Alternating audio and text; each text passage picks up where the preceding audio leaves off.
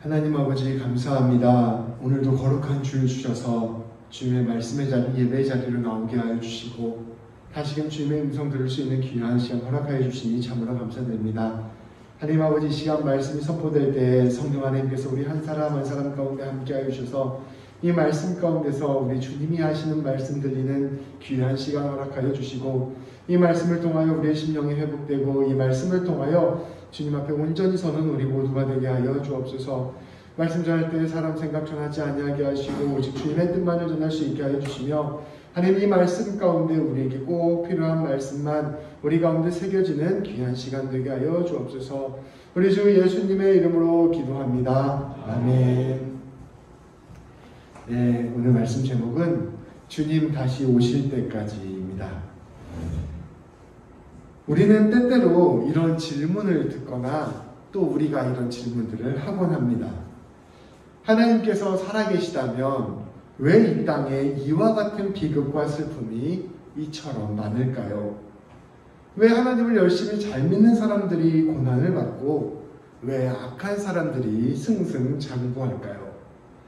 철학자 중에 에피쿠로스라는 철학자는 이러한 현실을 비꼬아서 이렇게까지 표현하였습니다. 신이 악을 막을 의지가 있지만 능력이 없다면 그는 전능하지 않은 것이다. 그가 악을 막을 능력이 있는데 의지가 없다면 그는 악한 것이다. 신이 악을 막을 의지도 없고 이 의지도 있고 전능하다고 하면 그렇다면 왜 악이 존재하는가? 만약에 신이 악을 막을 능력도 의지도 없다면 그는 신이 아니다. 이 에피쿠로스라는 사람은 세상에 악이 존재하는 것을 보면서 자기는 이처럼 세상에 악이 존재하는 한 결코 신을 믿을 수 없다라고 이야기했던 것입니다. 여전히 고통이 존재하는 세상을 바라보면서 하나님의 존재나 하나님의 능력을 의심하는 사람들이 계속해서 이 땅 가운데 많이 있었습니다. 또 우리 하나님을 믿고 있는 우리들 역시 삶이 너무 힘들어지거나 혹은 우리의 생각 가운데 이해되지 않는 일이 있거나 또 우리 가운데 주님께서 기도를 응답해 주시지 않는다고 느껴질 때 우리의 믿음이 흔들리게 되곤 합니다. 이러한 인간의 질문에 대하여 하나님께서는 무엇이라 응답하셨을까요? 요한복음 3장 16절 17절 말씀이 우리 하나님의 응답입니다. 우리 같이 한번 봉독하겠습니다. 하나님이 세상을 이처럼 사랑하사 독생자를 주셨으니 이는 그를 믿는 자마다 멸망하지 않고 영생을 얻게 하려 하심이라. 하나님이 그 아들을 세상에 보내신 것은 세상을 심판하려 하심이 아니요 그로 말미암아 세상이 구원을 받게 하려 하심이라. 아멘. 이러한 인간의 질문, 하나님을 향한 인간의 탄식에 대한 응답으로 우리 하나님께서는 예수님을 보내주셨습니다. 그리고 인간의 삶의 현실 속에서 고통과 아픔을 함께 하시고 그 고통과 아픔 한가운데서 십자가를 지고 돌아가신 것입니다. 우리 하나님께서는 악과 고통을 즉각적으로 없애주신 것이 아니라 예수님을 보내주신 것으로 그 응답을 대신하신 것입니다. 그리고 예수님의 십자가 죽음과 부활을 통하여 하나님이 일하시는 방식을 우리에게 보여주셨습니다. 이처럼 하나님이 하신 일은 어떠한 차원에서는 참으로 이해되지 않는 일이고 또 어떠한 차원에서는 참으로 신비로운 일입니다. 사람들이 좋아하는 문제 해결 방법이 있습니다. 우리 한 번쯤은 들어봤을 고사성어인데요.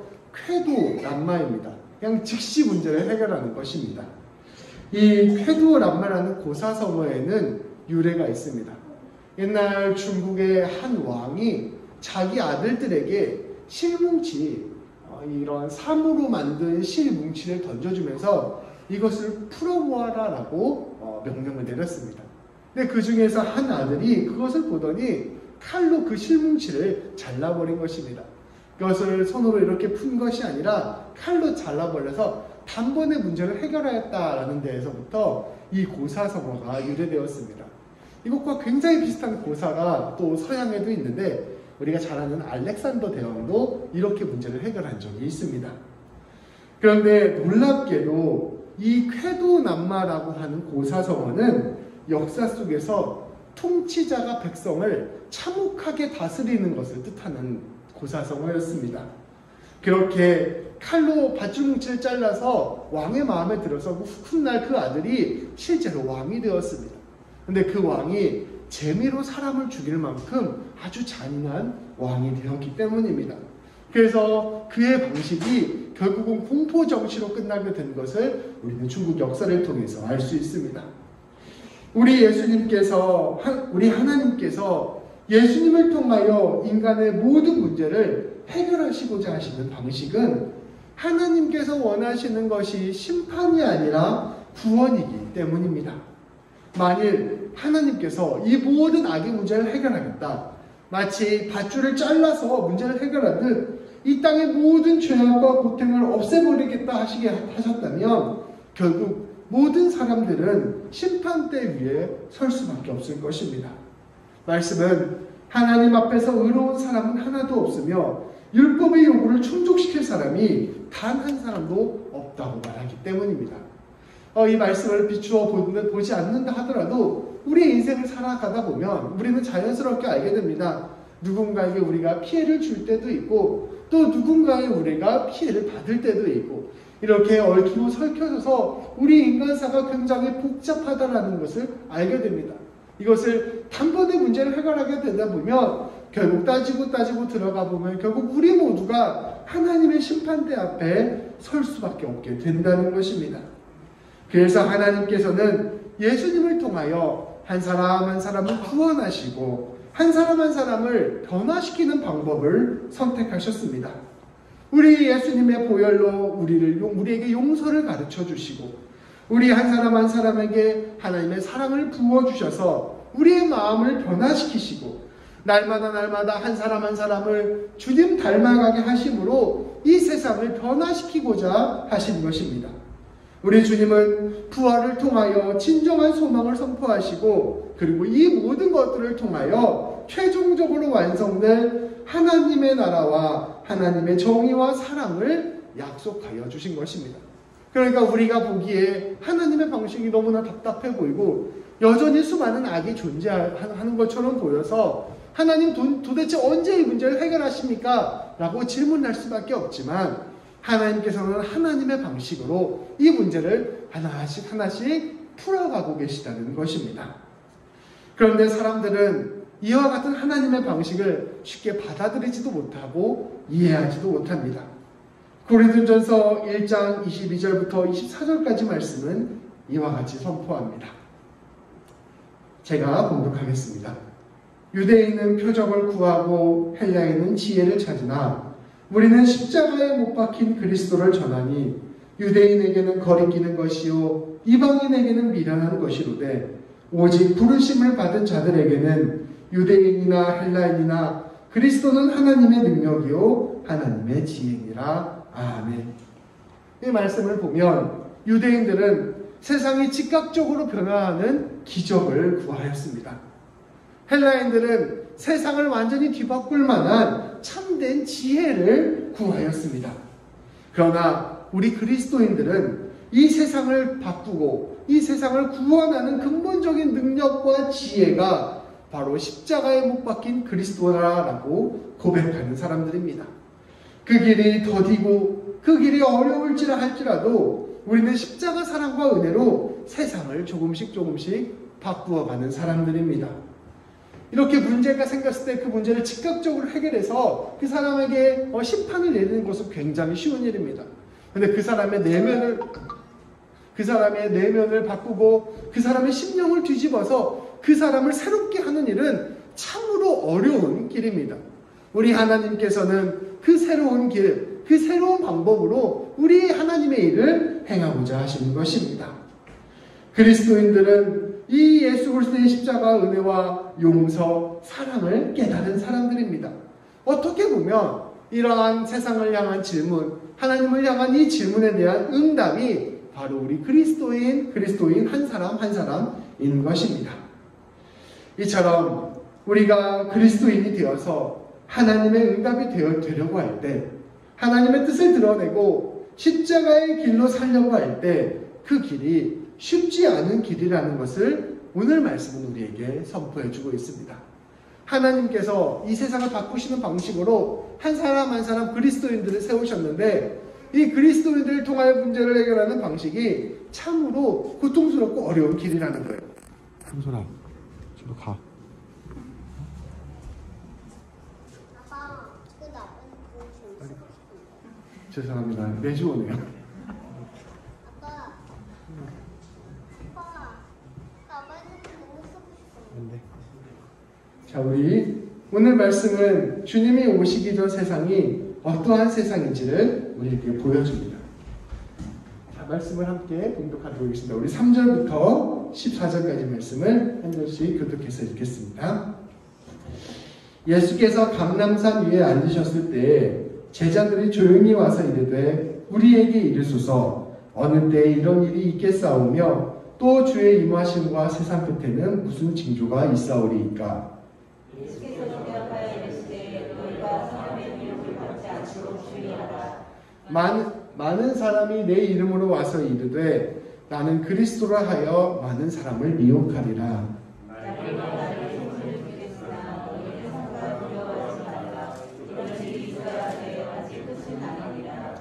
민족이 민족을 나라가 나라를 대적하여 일어나겠고 곳곳에 기근과 지진이 있으리니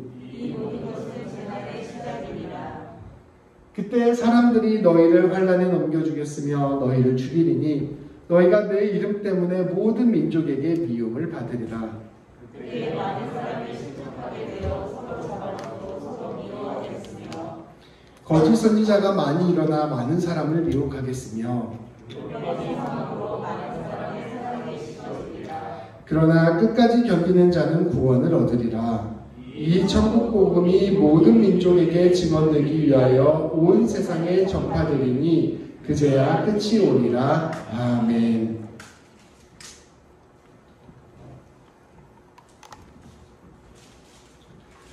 세상에 수많은 악과 고통들이 있습니다.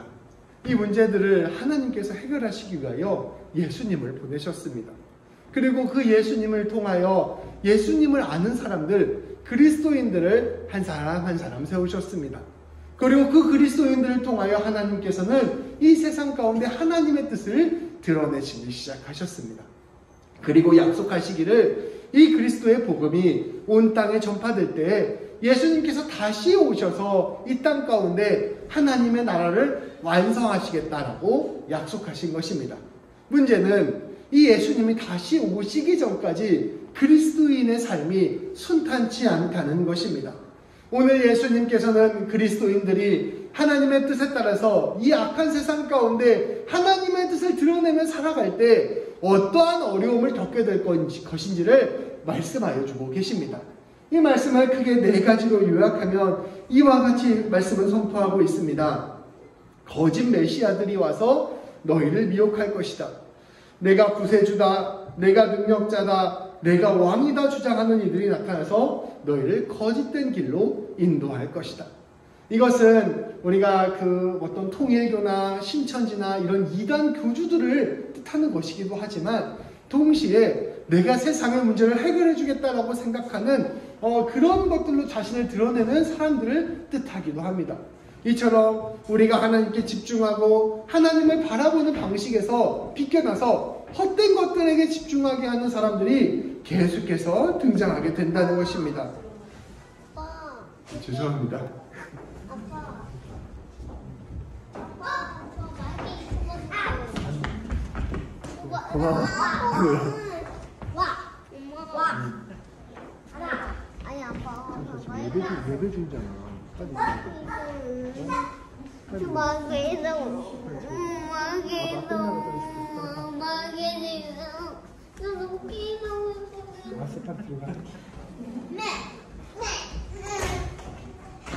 죄송합니다.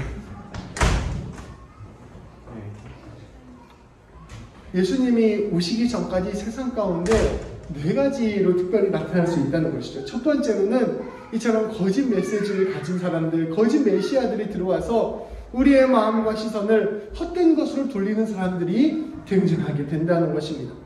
두 번째로는 전쟁과 기근과 지진, 재난 이러한 것들이 우리의 삶을 흔들고 어렵게 한다는 것입니다.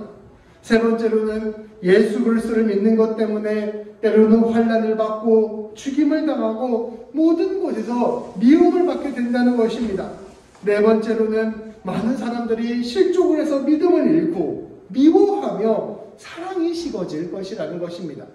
우리가 예수님의 제자가 되어서 이 땅 가운데 하나님의 뜻을 드러내고 하나님의 일들을 감당해 나가는데 그 길이 순탄하고 평탄하고 좋은 길들이 펼쳐지는 것이 아니라 이러한 하나님의 뜻을 드러내는 일에 끊임없이 방해가 되는 여러 가지 어려움들이 우리에게 닥치게 된다는 것입니다. 그런데 우리 주님께서는 마지막 13절 말씀에서 이야기하십니다. 끝까지 견디는 자는 구원을 얻을 것이다. 이러한 힘들고 어려운 상황 가운데서도 끊임없이 예수님을 바라보고 끝까지 견디는 것을 우리에게 요청하고 계시는 것입니다. 그리고 우리가 이렇게 끝까지 견뎌내며 주의 복음을 드러내는 삶을 살았을 때 우리 예수님께서 다시 오시겠다는 약속을 분명히 하여 주시는 것입니다. 우리 주님이 오시기 전의 세상을 말세라고 이야기합니다. 그러나 우리 그리스도인들은 언제 우리 예수님께서 다시 오실지 알 수 없기 때문에 우리의 모든 시간을 마지막 때 말세로 생각하고 살아가는 사람들입니다. 우리 오늘 예수님의 선포는 모든 역사 가운데 살아가고 있는 모든 그리스도인들이 기억하고 그 말씀을 통하여 용기를 내어야 할 말씀인 것입니다. 세상은 늘 막강한 부와 권세, 영향력으로 자신의 메시아처럼 높이는 자들이 등장해 왔습니다. 황제들은 늘 자기를 신의 대리자라고 이야기하고 세상의 구원자라고 칭찬하여 왔습니다. 칭하며 왔습니다. 이 세상 가운데는 전쟁과 기근과 재난이 늘 멈추지 않았습니다. 그리스도인들은 곳곳에서 그 신앙 때문에 핍박을 받습니다. 오늘날에도 많은 곳에서 예수 믿는 것 때문에 고난을 받고 박해를 당하는 사람들이 있습니다. 제가 길포드에서 사는데요. 이 예수 믿다가 박해받아서 쫓겨온 난민들이 엄청 많이 살아요. 저희 동네에. 그래서 얘기를 들어보니 거의 죽을 위험에서부터 온 사람들도 있더라고요. 이런 사람들이 지금까지도 존재합니다. 사람들은 늘 실족하고 늘 미워하며 다투고 살아왔던 것입니다. 우리 예수님께서 말씀하시는 저런 현실이 바로 오늘날 우리의 현실인 것입니다. 그리스도인으로서 하나님의 뜻대로 사는 것은 이처럼 유혹과 핍박 가운데 서 있는 삶이라는 것을 말씀은 오늘 우리에게 선포하고 있는 것입니다. 우리 예수님께서 곧 오신다는 것을 믿는 그리스도인이라면 우리는 늘 지금 내가 살고 있는 이곳을 말세의 현실로 여기고 주님의 뜻을 붙들고 살아가야 하는 것입니다. 우리 주님은 말씀하십니다. 모든 민족에게 천국 복음이 증언되면 그때 끝이 오리라. 주님은 우리가 살아야 할 삶의 목표를 분명히 제시하였습니다. 비록 유혹과 환난과 핍박 한가운데 서 있다 하더라도 내가 너희에게 명령한 그 그리스도의 길, 십자가의 길을 기억하고 담대하게 복음을 드러내며 하나님의 뜻을 드러내는 삶을 살아라. 어둠 가운데서 빛을 드러내고 미움과 다툼 가운데서 사랑과 평화를 선포하며 절망 가운데서 소망을 선포하는 삶을 살아라 선포하고 계시는 것입니다. 누군가가 이렇게 질문할 수 있을 것입니다. 하나님이 살아계시다면 왜 이 세상 가운데 악이 존재하는가? 그 질문에 대한 응답은 우리 마음속에 그 사람에게 그렇게 대답할 수는 없어도 우리 마음속에 이렇게 응답해야 되는 것입니다. 하나님께서 그 악을 넘어서게 하기 위하여 오늘 우리를 이곳 가운데 보내셨다. 그러니 내가 주님을 바라보는 마음으로 주의 손과 발이 되어서 이 땅 가운데 주님의 선과 뜻을 드러내어 이 세상을 바꾸는 사람으로 살아가야겠다 결심하는 우리가 되어야 하는 것입니다. 말씀은 계속해서 우리 예수님의 당부를 전하고 있습니다. 그럼에도 불구하고 그리스도인들이 감당하기 어려운 환난이 곧 다가올 것을 우리 예수님께서는 말씀하여 주시는 것입니다. 이 14절 이후부터 15절 이후부터 나오는 말씀은 실제적으로 예루살렘에 있었던 사건을 예언하는 말씀이었습니다. 그것은 주님이 떠나신 이후에 얼마 후에 있을 예루살렘 멸망을 예언하는 것이었습니다. 말씀을 함께 보도록 하겠습니다. 이거 한 절씩, 굉장히 말씀 길어서 한 절씩 교독해서 읽도록 하겠습니다. 그러므로 너희가 선지자 다니엘이 말한 바 멸망에 가증한 것이 거룩한 곳에 선 것을 보거든 읽는 자는 깨달을진저. 지붕에 있는 자는 집안의 물건을 가지러 내려가지 말며 그날에 아이 뵌 자들과 젖먹이는 자들에게 화가 있으리로다.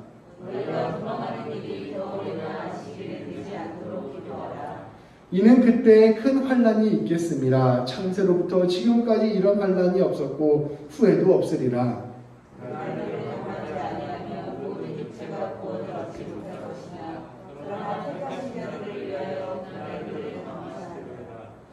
그때 사람이 너희에게 말하되 보라 그리스도가 여기 있다 혹은 저기 있다 하여도 믿지 말라.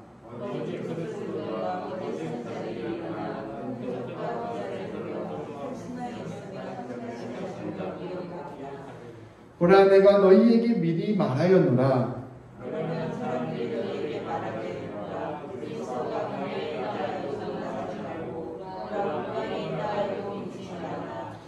번개가 동편에서 나서 서편까지 번쩍임같이 인자의 임함도 그러하니라. 죽음이 있는 곳에는 독수리들이 모일 것이니라. 아멘. 이 말씀은 굉장히 큰 환난이 닥쳐올 것을 이야기하는 말씀입니다. 이 환난이 언제였는가는 사실은 성경학자마다 조금씩 의견이 다릅니다. 그런데 이제 요즘 많은 학자들은 이 이야기가 곧 예수님이 돌아가신 후에, 부활하신 후, 승천하신 후에 다가올 예루살렘의 고난 사건을 1차적으로는 뜻하는 것이라 말씀하는 것 같습니다. 그 이후에도 인간사회에 또 주님이 오시기 전까지 숱한 큰 환난들을 이야기하는 것이기도 하겠지만 근본적으로 가장 먼저 1차적으로 말하는 것은 곧 있을 예루살렘의 환난을 뜻하는 것이었습니다. 예수님께서 십자가에서 죽으시고 부활하시고 승천하신 뒤 40여 년이 지난 후에 주후 66년 정도에 유대인들의 큰 반란이 일어났습니다. 그래서 예루살렘을 중심으로 유대인들이 로마를 저항하는 반란을 일으켰어요. 그리고 이 반란이 일어난 한 4년 정도 지난 주후 70년에 결국 로마 군대가 예루살렘을 점령하였습니다. 이후 로마 군대에 의한 철저한 파괴와 학살이 진행됐습니다. 이 이후로부터는 이스라엘 백성들이, 유대인들이 이 이스라엘에 살지 못하고 전 세계 곳곳에 흩어져서 살아야만 했습니다. 당대 역사학자였던 요세푸스라는 사람의 기록에 따르면 이때 예루살렘과 예루살렘 성전이 완전히 파괴되었고 무려 110만 명이 죽게 되었습니다. 그리고 10만여 명의 유대인들이 포로로 끌려가게 되었다라고 전하고 있습니다. 당시 기준으로는 실로 엄청난 비극이었습니다. 우리 주님은 이러한 비극을 미리 예언하시며 그 환난을 피할 수만 있다면 피하고 또 그때 거짓 메시아들의 유혹에 빠져 무모한 죽음을 맞이하지 말 것을 미리 말씀하여 주신 것입니다. 주님은 이러한 비극들이 예수님이 오시기 전까지 곳곳에서 일어날 수밖에 없음을 슬퍼하시며 그럼에도 불구하고 낙심하지 말고 믿음을 굳건히 지킬 것을 당부하셨습니다. 그리고 가장 중요한 말씀 29절부터 31절까지 말씀을 통하여 우리 주님이 다시 오실 것을 약속하여 주셨습니다. 제가 봉독하겠습니다. 그 환난의 날들이 지난 후에 곧 해는 어두워지고 달은 그 빛을 잃고 별들은 하늘에서 떨어지고 하늘의 세력들은 흔들릴 것이다. 흔들리라. 죄송합니다. 번역이 다르죠. 읽겠습니다. 그때 인자의 징조가 하늘에서 보이겠고 그때 땅의 모든 족속들이 통곡하며 그들이 인자가 구름을 타고 능력과 큰 영광으로 오는 것을 보리라. 그가 큰 나팔 소리와 함께 천사들을 보내리니 그들이 그의 택하신 자들을 하늘 이 끝에서 저 끝까지 사방에서 모으리라. 아멘. 우리가 예수님이 오시기 전까지 그 숱한 곳에서 환란이 일어나고 재난이 일어나고 기근이 일어나고 여전히 악이 창궐하고 그러겠지만 우리 한 사람 한 사람은 그 가운데서 끝까지 견디며 주의 복음을 드러내는 삶으로 살아가다 보면 때가 이르렀을 때 그때에는 우리 그 누구도 알 수 없지만 반드시 예수님께서 이 땅 가운데 오셔서 새 하늘과 새 땅을 만드시고 하나님의 나라를 회복하시겠다 말씀하시는 말씀이 바로 오늘 말씀인 것입니다. 우리 예수님께서 이 세상에 다시 오실 때 모든 민족이 우리 주님의 재림을 보게 될 것이고, 그때 우리 모든 그리스도인들은 주님이 창조하실 새 하늘과 새 땅에서 주님과 더불어 영원한 하나님 나라 백성으로 살아가게 될 것이다. 그때에는 다시는 사망이나 애통함이나 곡하는 것이나 아픈 것들이 사라질 것이고, 그때에 하나님의 사랑과 정의와 평화가 온전히 회복하게 될 것이다. 우리 그리스도인들은 그날이 올 때까지 믿음을 지키고 또 이 땅 가운데서 하나님의 나라, 하나님의 뜻을 이루어내는 사람으로 살아야 된다라고 우리 예수님께서는 말씀해주고 계시는 것입니다. 오늘 말씀은 전 인류의 역사를 이야기하시는 말씀이에요. 예수 그리스도께서 다시 오시기 전까지 우리 그리스도인들이 여전히 버텨내야 될 현실을 말씀해 주시고, 그 가운데서도 예수님을 기억하며 소망을 품어야 될 것을 말씀하여 주시고, 그것을 통하여 하나님께서 반드시 당신의 뜻을 이루실 것이라는 것을 우리에게 확증해 주는 말씀인 것입니다. 그래서 이 말씀이 오늘 우리의 현실 가운데서 오늘 하루를 살아갈 용기를 주고 새 힘을 주는 그러한 말씀인 것입니다. 말씀을 정리하겠습니다. 하나님께서는 이 세상을 구원하시기 위하여 우리 예수 그리스도를 이 땅 가운데 보내주셨습니다. 우리 예수님의 십자가를 통하여 하나님의 용서와 사랑을 선포하셨고, 우리 예수님의 부활을 통하여 영원한 생명과 완전한 승리를 보장하셨습니다. 마치 아무것도 없는 황무지에 한 새로운 나무 하나를 크게 세우신 것입니다. 그리고 그 나무에 씨앗들이 퍼져서 그 나무가 점점 많아서 숲이 이루어지듯 그 씨앗 하나하나를 이 땅 가운데 심기 시작하셨습니다. 그 나무의 씨앗들이 바로 우리들인 것입니다. 황무지와 같은 세상 가운데서 하나님의 사람들을 하나하나 심기 시작한 것입니다. 우리를 통하여 우리 하나님께서는 세상 곳곳에 하나님의 사랑을 전하시고, 세상 곳곳의 불의와 악을 이겨내게 하시며 세상 곳곳에서 하나님의 구원을 선포하고 계십니다. 그러나 아직 이 세상이 완전한 숲이 되지 않았기에, 이 세상이 완전한 하나님의 통치 가운데 완성되지 않았기에 때로는 폭풍이 몰아치기도 하고 뜨거운 햇살이 나무들을 마르게 하는 것처럼 우리들이 이 예수님 뜻대로 살아가는 일이 고통스럽고 어려운 일이 되는 것입니다. 우리는 다행히도 캐나다에서 살고 있고 좀 삶의 여건들이 좋아서 그렇게 큰 핍박과 환난은 없지만, 여전히 많은 곳에서는 심대한 환난과 핍박을 받으며 주의 복음이 고통과 가운데서 전해지고 있는 것입니다. 그러나 우리는 말씀을 통하여 바라볼 수 있습니다. 결국은 이 모든 나무가 풍성하게 자라서 이 황무지가 숲이 될 것이라는 것을 우리는 믿음으로 바라보게 되는 것입니다. 주의 주님을 아는 사람들이 결국 때가 이르게 되면 물이 바다를 덮은 같이 충만해질 것입니다. 그리고 우리 예수님께서 그때에 다시 오셔서 우리 한 사람 한 사람을 심판의 길로 내모는 것이 아니라 구원의 나라로 인도하여 주실 것입니다. 우리 모두는 우리 주님께서 주신 그 사명을 기억하고 어떠한 환난과 어려움과 고통 가운데 있다 하더라도 주님 붙들고 그 일을 넉넉히 감당해야 할 것입니다. 그렇게 감당할 때 이 세상 가운데 하나님이 날마다 하나님의 뜻이 드러날 것이요, 이 세상 가운데 주님의 영광이 가득 차게 될 것입니다. 주님의 재림을 바라보며 날마다 승리하는 우리 모든 성도님들 되시기를 주님의 이름으로 축복합니다. 기도하시겠습니다. 하나님 아버지, 감사합니다. 오늘 말씀을 통하여 주님께서 다시 이 땅 가운데 오실 것이라는 것을 분명히 선포하여 주시니 참으로 감사드립니다.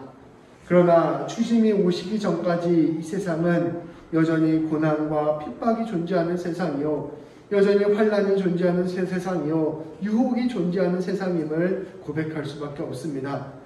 그러나 이 세상 가운데 예수님을 아는 사람들, 곧 우리를 주님의 성도로 불러주시고 하나님 이 세상 가운데 주님의 뜻을 드러내는 삶을 살 수 있도록 인도하여 주시니 참으로 감사드립니다. 하나님 아버지, 주님의 손 부르심을 듣고 주님과 더불어 살아가는 우리 인생을 통하여 이 세상 가운데 날마다 주님의 뜻이 드러날 수 있도록 인도하여 주시고, 우리를 통하여 어둠 가운데 빛이 드러나며 아버지 하나님 다툼 가운데 화해가 일어나며 하나님의 충만한 사랑과 은혜가 드러날 수 있도록 우리를 붙들어 주옵소서. 아버지, 우리가 주님의 뜻대로 살아갈 때 겪게 되는 수많은 고통과 어려움들이 있다면 그때마다 새로운 용기와 힘을 주시고 하나님의 능력과 지혜를 주셔서 우리가 그 일들을 넉넉히 이겨낼 뿐 아니라 승리케 되는 귀한 삶을 살 수 있도록 인도하여 주옵소서.